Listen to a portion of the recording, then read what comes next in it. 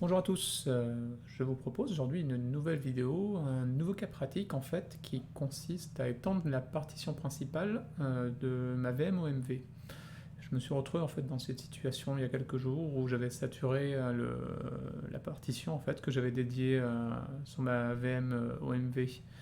Euh, Elle était saturée, il n'y avait plus assez de place en fait, et donc je me suis lancé à l'extension de cette partition via Proxmox. Voilà. Donc je me suis dit, tiens, pourquoi pas partager finalement ce cas d'usage, parce que je pense que c'est finalement quelque chose qu'on peut être amené à rencontrer plus ou moins fréquemment, donc autant voir comment le gérer sous OpenMediaVault. Donc la première chose à faire, bien sûr, c'est de se connecter sur un SSH sur son serveur OpenMediaVault. Donc la première chose à faire, comme je viens de vous l'indiquer, c'est déjà de récupérer l'UID de ses partitions, et plus particulièrement celle de sa partition swap, puisqu'en fait, pour étendre notre partition sur laquelle est installé OpenMediaVault, on va venir supprimer la partition swap, étendre la partition OpenMediaVault et recréer une nouvelle partition swap. Donc pour récupérer l'UID de ces partitions, en fait, on lance tout simplement la commande blk id. Et donc notre partition swap, c'est assez simple pour la reconnaître, elle a un type ici swap, comme vous voyez. Donc on va recopier en fait ici tout le paramétrage, parce que ça nous sera vraiment toutes les caractéristiques, puisque ça nous sera utile. Donc, hop, je vais venir éditer. Hop.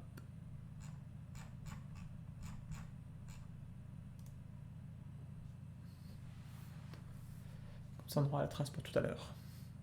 Donc une fois qu'on a récupéré l'UID de sa partition swap, on va éteindre donc son serveur OpenMediaVault. Donc on peut le faire à travers soit l'IHM de Proxmox, soit en SSH. Donc là je vais le faire à travers l'IHM de Proxmox. Donc ma partition est là. Et je vais lui dire de stopper la VM.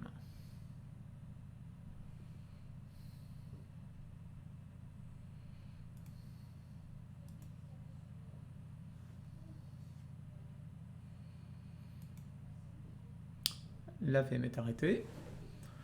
Donc une fois que la VM est arrêtée, en fait, on va venir étendre notre disque. Alors pour le faire, en fait, c'est assez simple. Vous allez voir. On vient ici, donc on sélectionne sa VM, donc sur Proxmox. Vous allez dans Matériel.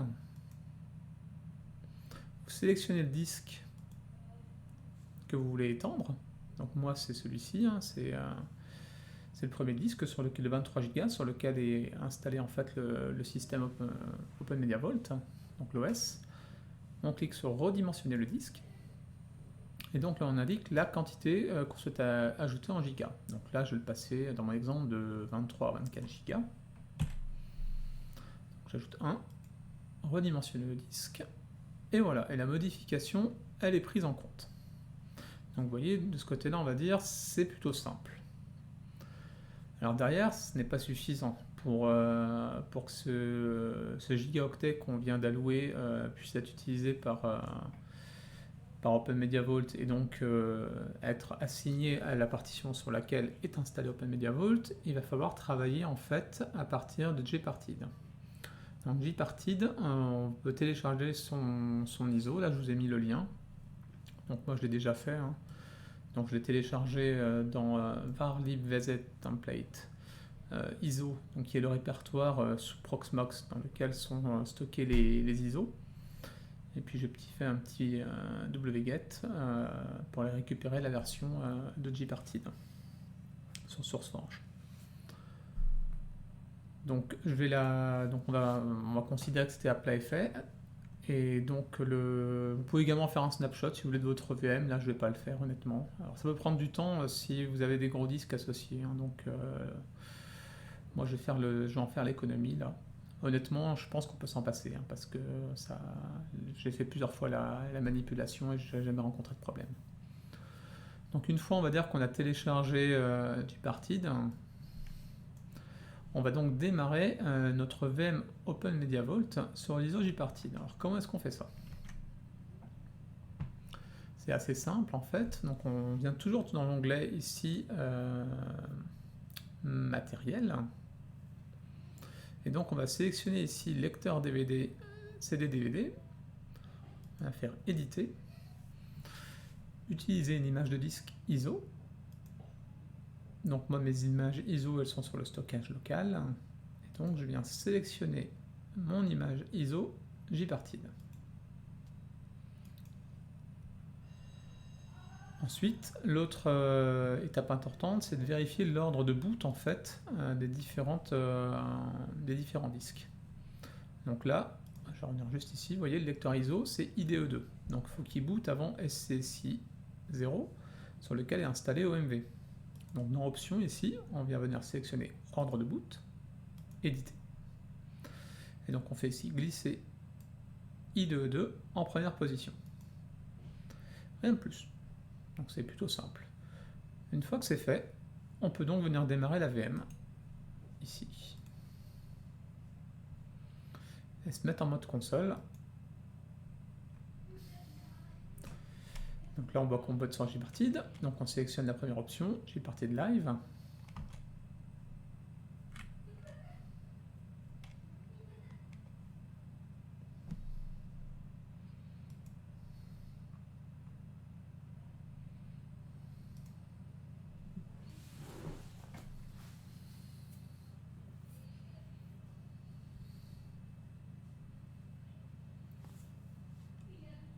Donc là, on sélectionne Don't Touch Keymap. Là, la langue française numéro 8, on tape 8. Là, on lui dit de continuer, donc on appuie sur 0.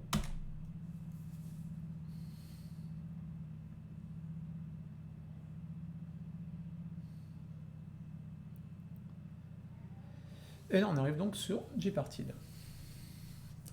Donc là, la première chose à faire, c'est qu'on va sélectionner voilà, le disque qui correspond, on va dire, dans ma VM, au disque que je viens d'étendre. Donc c'est le SDA, qui a donc 24 Go dorénavant. Et là, en fait, vous voyez la façon dont est organisé, on va dire, ce disque. Donc on a deux partitions principales, deux partitions, pardon, SDA1 sur lequel est en fait installé l'OS, et SDA2 dans laquelle on a notre partition swap de 2 Go. Et puis vous avez l'espace d'1 Go que je viens d'ajouter. Et donc on ne peut pas ici rajouter ce giga là en gris à SDA1 sans supprimer le swap qui est ici. Donc c'est ce qu'on va venir faire en fait. Donc vous sélectionnez la partition dev SDA5. On clique ici, supprimer la partition sélectionnée. La partition SDA2 étendue, on vient également la supprimer. Et là, on se retrouve avec un espace non alloué, juste après notre partition principale SDA1, de pratiquement 3 Go. Et donc là, on peut venir sélectionner SDA1, et faire redimensionner. Et donc là, la nouvelle taille qu'on va vouloir lui assigner, c'est donc de, on va faire plus 1 Go, hein, donc 22 550. Et c'est tout. Et on clique sur redimensionner, déplacer. Donc maintenant cet espace non alloué, on va venir lui créer une nouvelle partition étendue, comme tout à l'heure. Donc de l'espace en fait qui reste, hein, 2026 mégas.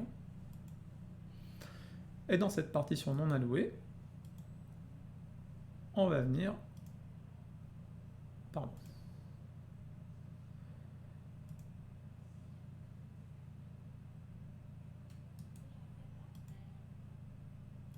on va venir faire, pardon, ici, une partition de type Linux swap.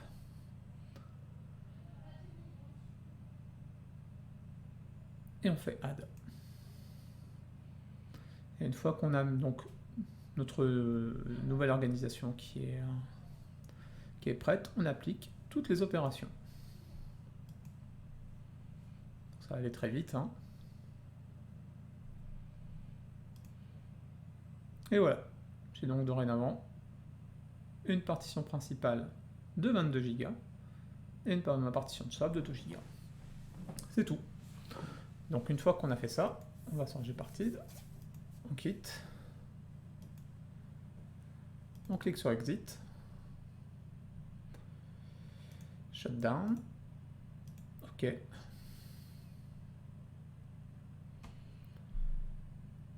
Donc là, il nous dit d'enlever le Live Medium, donc on va aller dans Matériel, lecteur DVD, éditer, aucun média.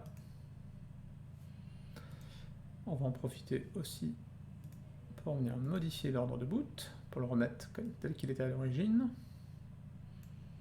Donc avec SCSI 0 en première position. On revient à la console, et donc là on peut cliquer sur Enter.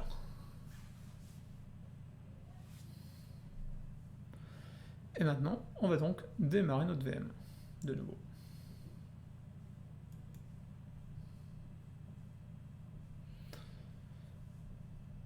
Donc, on sélectionne.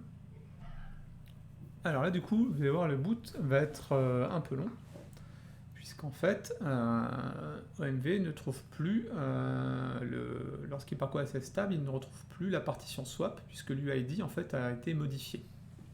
Et en fait, les prochaines étapes que nous allons faire, c'est justement de venir réappliquer l'ancien identifiant à la partition swap que l'on vient de créer.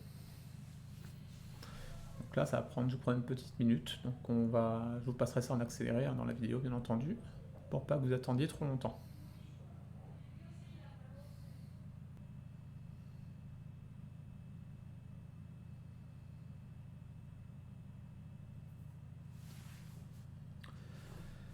Ça y est, notre Open Media Vault a donc fini par rebooter, donc on va se reconnecter en SSH dessus.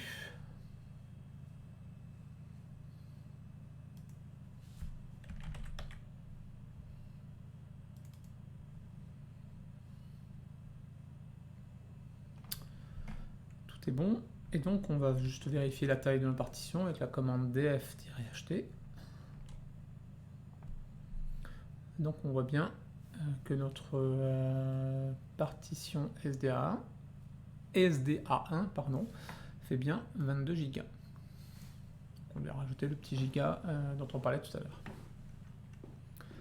Donc notre prochaine étape, ça va consister justement... alors on peut vérifier également l'absence de swap, oui, avant de venir modifier les EID. Donc quand vous tapez en fait la colonne free, vous voyez en fait que j'ai plus de swap sur mon système, puisqu'en fait il n'a pas réussi à charger la partition swap, c'est ce que je disais tout à l'heure. Donc en fait l'idée, vous regardez, si on retape la colonne BLKID, on va se rendre compte que dorénavant, vous voyez, vous avez une partition swap qui se termine par 92 861. Et tout à l'heure, ce qu'on avait vu, c'était que ma partition swap, voilà, avait un tout autre identifiant. Donc voilà, il va falloir du coup réappliquer cet identifiant-là à la nouvelle partition. Et en fait, pour le faire,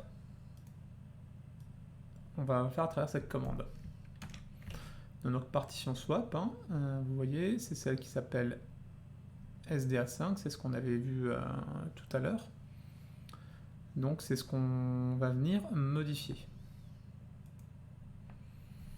Donc on va taper la commande mkswap-U.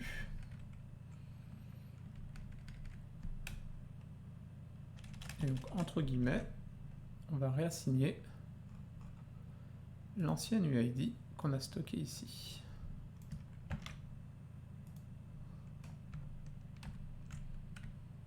Et donc sur /dev/SDA5.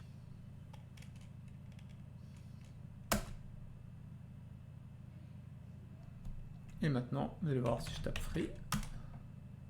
Magique. Bien ma partition swap. Donc on va vérifier également, vous allez voir que désormais le boot va être très très rapide. Donc, on fait un petit reboot.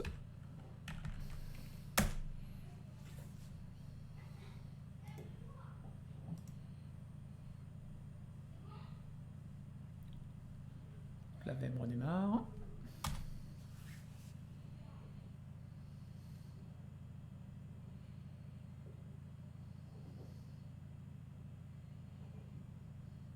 Et voilà, mon OMV est chargé, sans aucun problème, et sans aucune erreur. Et avec la partition swap disponible et utilisée. Donc voilà, c'est plutôt rapide comme vous voyez, plutôt simple, et j'espère voilà, que ça vous sera utile si jamais, comme moi, vous avez besoin de réallouer davantage d'espace à votre partition principale. Mais écoutez, j'espère que ça vous aura intéressé, n'hésitez pas à vous abonner si vous aimez mon contenu, et puis je vous donne rendez-vous dans une prochaine vidéo. Ciao!